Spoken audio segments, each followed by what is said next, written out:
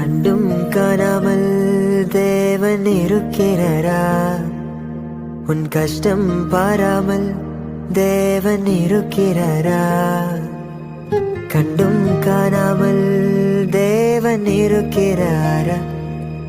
உன் கஷ்டம் பாராமல் தேவன் இருக்கிறாரா? கலங்காதே, பயப்படாதே, திகையாதே.